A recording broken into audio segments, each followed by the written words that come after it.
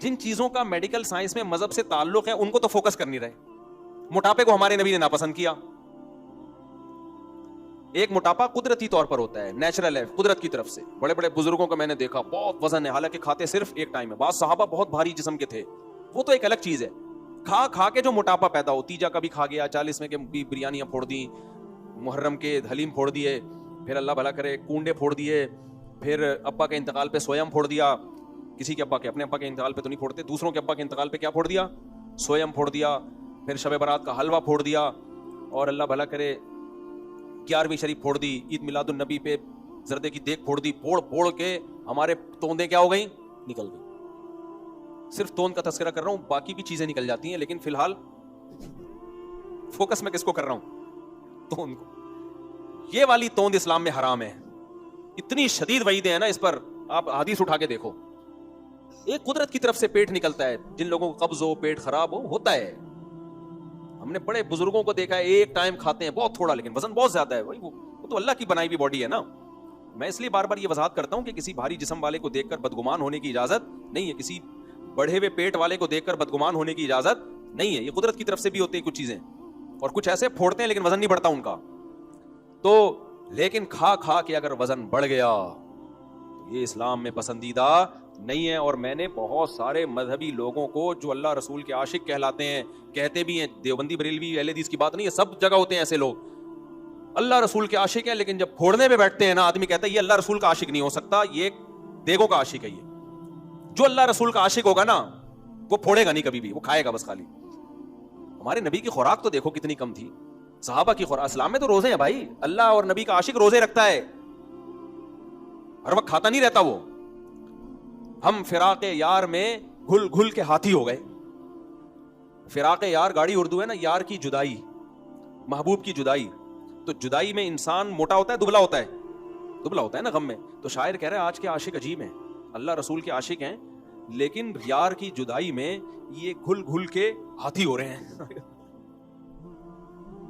تو ہم فراق یار میں گھل گھل کے ہاتھی ہو گئے, اتنے گھلے رستم کے ساتھی ہو گئے, رستم پہلوان نظر آنے لگے. ہمارے نبی صلی اللہ علیہ وسلم نے صحیح بخاری کی حدیث ہے فرمایا, اس امت میں جو سب سے پہلی خرابی آئے گی نا وہ موٹاپا آئے گا. بخاری کی حدیث ہے, سب سے پہلی خرابی جھوٹ اور موٹاپا. کھائیں گے پھوڑنا پڑنا سے. اور کمال ہے کہ تم کھاؤ یار, منع کس نے کیا تمہیں, اپنے خرچے پہ کھا رہے ہو. مذہب کا لیبل تو نہ لگاؤ نا اس پہ, مذہب کا لیبل لگا کے کھا رہے ہو. آج بریانی ہے, آج فلانی ہے, آج 11ویں کا کھانا ہے, جمکانے کا کھانا ہے. کھلانا سنت ہے بھائی, کھانا نہیں ہے کہیں بھی. غریبوں کو کھلاؤ یار جا جا کے. کھانے میں تو روزے, اپنے لیے روزے, نبی نے اپنے لیے روزے پسند کے لیے, دوسروں کے لیے صدقے پسند کیے, صدقہ دیا کرتے تھے آپ. تو اپنے لیے تو نبی نے روزہ پسند کیا ہے, تو ہمیں بھی اپنے لیے روزہ رکھنا ہے. دوسروں کو کھلانے والے کو نہیں سنانا کہ آپ نے دعوت کی, غریب کو بٹھایا, کم کھانا سنت ہے. وہاں یہ موقع نہیں ہے, سمجھ رہے ہو. سخاوت کا تقاضا یہ ہے کہ وہاں بولو کھاؤ. میں سعید انور کا ذکر کرتا ہوں نا, بہت نیک آدمی, اللہ ان کی عمر برکت دے. ہم حج پہ, اب کھانے سے پہلے یہ تھوڑی بتایا جائے گا کہ کم کھانا سنت ہے. وہاں تو سخاوت کا تقاضا ہے, بھائی کھاؤ یار. ہاں ابھی کوئی کھانے کی محفل نہیں ہے, ابھی میں بتاؤں گا کہ کم کھانا سنت ہے, زیادہ کھانا سنت نہیں ہے.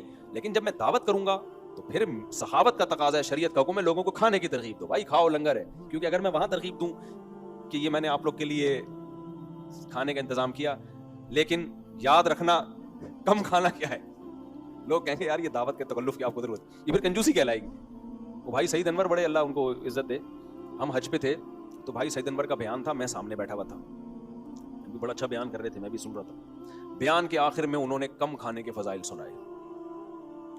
کم کھاؤ, اتنا کم کر دیا کہ اتنا میں بھی نہیں کرتا کم نا, بہت زیادہ کم کر دیا. کم کھاؤ, کم کھاؤ, کم کھاؤ, بہت انہوں نے کم کھاؤ کم. وہ ناراض نہیں ہوتے, ان سے بے تکلفی ہے, خوشی ہوں گے یہ بات سن. کم کھاؤ, اتنا کم کر دیا نا انہوں نے. اب جیسے ہی بیان ختم ہوا کھانا لگ گیا, میں بیٹھا ہوا ہوں نا ایسے کر کے, بھوک بھی لگ رہی ہے ٹائٹ والی, حج میں تو آپ کو پتا ہے بھوک لگتی ہے. تو لوگ مجھے کہنے کھائے نا, میں نے مذاق کیا, میں نے کہا سعید بھائی نے کھانے کے قابل چھوڑا کھائے یار.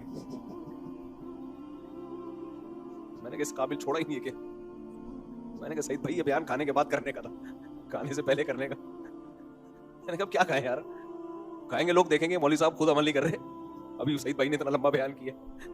تو ہر چیز کا ایک موقع ہوتا ہے نا.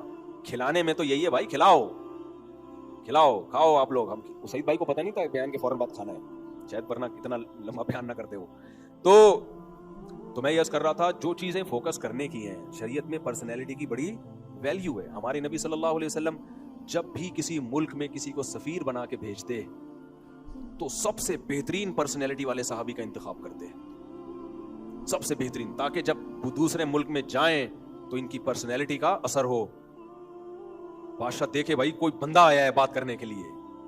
سفیروں میں اس کی پرسنالٹی بھی دیکھو, آرمی میں جو کمیشن آفیسر جس کو بھرتی کیا جاتا ہے نا, اس کی پرسنالٹی کو بڑا جج کیا جاتا ہے, کیونکہ عزت میں ان چیزوں کا بڑا دخل ہوتا ہے. نیچرلی انسان اس کی عزت کرتا ہے جس کی پرسنالٹی اچھی ہوتی ہے, انسان کی فطرت ہے, یہ کوئی غلط چیز نہیں ہے. تو ہمارے نبی یہ بھی دیکھتے تھے کہ آواز اچھی ہے, بلاغت ہے, ان کو باہر ملکوں میں بھیجتے تھے. آپ نے کمانڈر بنانے کے لیے کرائٹیریا کچھ اور تھا, سفیر بنانے کا کرائٹیریا کچھ اور تھا, مبلغ کا کرائٹیریا کچھ اور تھا. ہر چیز میں آپ صلی اللہ علیہ وسلم نے گورنر اور علاقے کا ہولڈ کس کے حوالے کرنا ہے اس کا کرائٹیریا کچھ اور تھا, اذان کس نے دینی ہے اس کا کرائٹیریا, اذان بلال سے دلوائی ہے رضی اللہ عنہ, آواز اونچی ہے, اذان ان سے دلوائی ہے. امام بنایا ابی ابن کعب کو, قرات میں آواز ان کی اچھی تھی, صحیح ہے نا. حضرت ابی ابن کعب رضی اللہ عنہ بہت خوبصورت, تبھی حضرت عمر نے تراویح انہی سے پڑھائی نا. تو ہر چیز کو نبی صلی اللہ علیہ وسلم نے اس زمانے کے لحاظ سے, ایسے نہیں ہم تو سمجھتے ہیں کہ اسلام میں بھیڑ چال ہے, بس اللہ سے سب کچھ ہوتا ہے. بھائی اللہ سے سب کچھ ہوتا ہے, لیکن پہلے آپ کو وہ کرنا پڑے گا جو آپ سے ہوتا ہے, پھر جو آپ سے نہیں ہوگا وہ کون کرے گا. شروع سے ہی اللہ سے ہی ہوتا ہے تو پھر اس کا مطلب آپ بیٹھے ہوئے ہاتھ پہ ہاتھ رکھے آپ نے کچھ بھی نہیں کرنا. یہ تو ایسے ہی ہو گیا, آپ کو اولاد چاہیے, بھائی شادی کر لے, بھائی اللہ سے ہوتا ہے سب کچھ. اللہ نے حضرت عیسیٰ کو بغیر باپ کے پیدا کر دیا تو میرے بچے کو بغیر ماں کے پیدا کر دے گا.